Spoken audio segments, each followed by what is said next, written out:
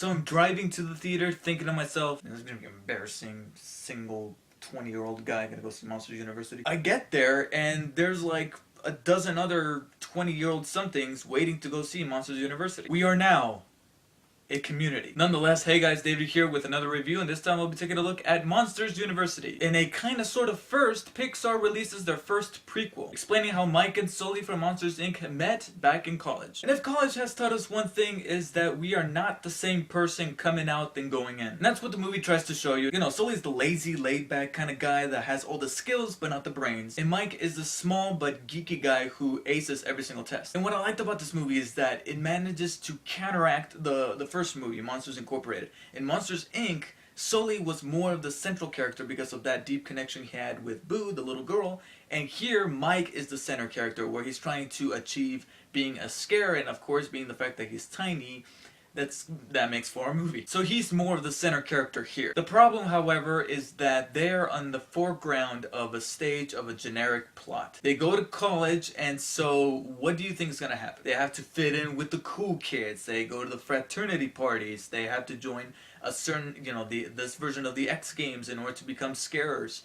You know how well this is going to play out. Almost every single archetype of every single kind of college movie, from Animal House to, you know, whatever, is here. The jock, the goths, the nerdy kids, the wimpy kids, you know, everything is here. And the way the plot moves along is typically how a movie of this caliber moves along. You know, you know where a certain obstacle is going to present itself, and certain characters going to have to overcome that obstacle. You know where the shoe is going to drop, and you know which characters are going to find redemption and say, oh, I was the jerk, or I was this, we got to work together, that sort of thing. And piggybacking onto that whole thing about this movie getting a little generic and typical, is that I really wish this movie explored, or I don't want to say explored more, but they would have presented the way, because, I don't know, you see this in the trailer, Randall makes an appearance, Randall, our villain from Monsters Inc., and I wish that his turning to being the bad guy and Sully going from being Mike's rival to being his best friend would have been done a little smoother and cleaner instead of the instantaneous swap that happens in this movie. I think with that, Pixar could have had something where, you know, like their other movies like WALL-E and Finding Nemo and Ratatouille,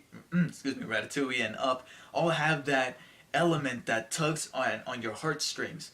I think they could have had that should they have explored a nice little build-up of character development with Sully and Mike and becoming those best friends, and Randall eventually becoming that tyrant that he was in Monsters Incorporated. And I would have liked that, but unfortunately that's not here. However, where this movie achieves in taking that and twisting it around to making it a likable movie is that this movie is charmful as hell. I mean, the fact that, let's look back at Pixar's last outing. Pixar's last movie was Brave.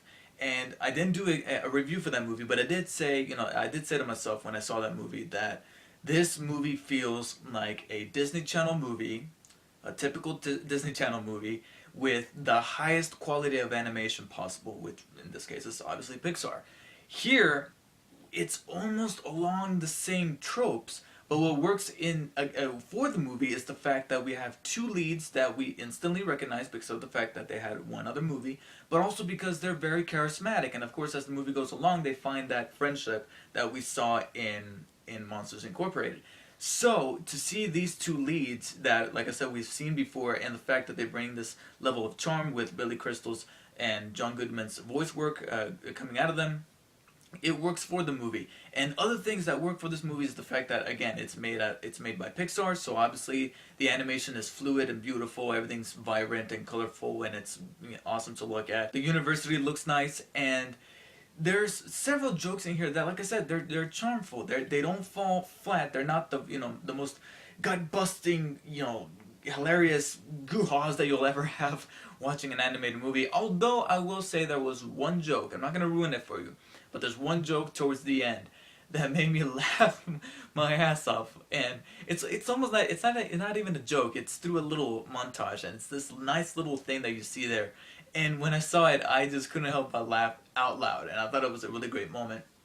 But for the most part, the jokes, they don't fall flat, but there's some that you can tell, yeah, they're for the little kids. The movie must not forget that there's little kids here. But there's other jokes that I couldn't help but smile and wince at because they had charm. And even though, like I said, the plot is very generic and by the numbers, it isn't until the final act, the last 20 or 30 minutes during, I guess you could say, its climax, where it actually becomes different. Without going into detail, a proverbial shoe drops that I was, it wasn't exactly a big twist or a big surprise. But after it happens, the movie takes a 180 turn and it becomes a little different. And I was like, wow, this, the setting that this is now taking place in and what they're doing with it is actually kind of clever. And of course, no prequel is complete without hints and nods at future characters that are going to appear later on in the events that happen in Monsters, Inc. And to remind you how old you are. Monsters, Inc. came out in 2001. 12 years ago. Overall, Monsters University is a neat movie. That's what I want to call it. It's a neat movie. And it gets by on its charm with a couple of jokes that really did make me laugh and its charismatic characters. But I can't help but not ignore the very generic and by the numbers plot. And it lacked that heart, that thing that Pixar usually comes up with that just manages to manipulate your feelings in the way that Monsters Inc. did with the little girl Boo. I'm telling you, every time I see that little girl cry at the very end of Monsters Incorporated, I start to lose it. So that's why I'm giving Monsters University an 8.0 out of 10, which is a B-. I enjoyed it quite a bit, more than Brave, more than Cars 2, but definitely not Pixar's best outing. We're still waiting to see that second renaissance of Pixar movies where we just look at the marvel of the creations that Pixar is putting out. And hopefully we will have that with future projects. But for the time being, Monsters University achieves in making us feel really old. Thank you guys for watching. Feel free to subscribe to my channel for more videos. Follow me on Twitter. And see you guys next time.